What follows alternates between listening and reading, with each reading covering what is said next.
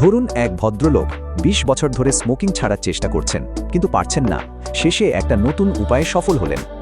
আচ্ছা, এমনটা কি হতে পারে যে খারাপ অভ্যাসের সাথে লড়াই করাটাই সেগুলোকে আরও শক্তিশালী করে তোলে? ওয়েস্টার্ন কালচারে অভ্যাসকে শত্রু ভাবা হয়, কিন্তু জাপানিরা মনকে সাথে নিয়ে কাজ করে, মনের বিরুদ্ধে নয়।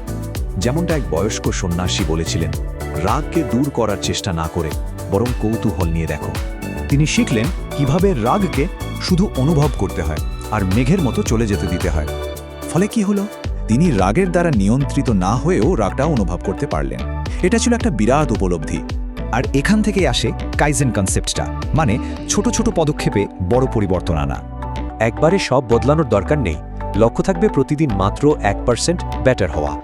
যেমন এক মহিলা তার শপিং অ্যাডিকশন কাটাতে একটা ছোট্ট নিয়ম মানতেন, কিছু কেনার আগে শুধু একদিন অপেক্ষা করা। এই ছোট ছোট পরিবর্তনগুলো ব্রেইনের অ্যালার্ম সিস্টেমকে ফাঁকি দেয়, তাই বড় কোনো রেজিস্ট্যান্স আসে না। তাহলে আসল ব্যাপারটা কি? পুরনো অভ্যাসকে ধ্বংস করা নয়, বরং নতুন কিছু তৈরি করা। ব্যাপারটা অনেকটা জঙ্গলের পথের মতো। পুরনো পথটা সহজ, তাই সেদিকেই বারবার যাওয়া হয়।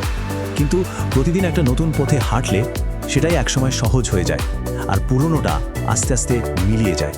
এটাই আসল কথা। পরিবর্তনটা ইচ্ছাশক্তি দিয়ে নয়, বরং ধৈর্য ধরে রিপিট করার মাধ্যমে আসে। তার মানে ব্যাপারটা কোনো দুর্বলতাকে হারানো নিয়ে নয়, বরং নিজেকে আরও উন্নত করার একটা জার্নি।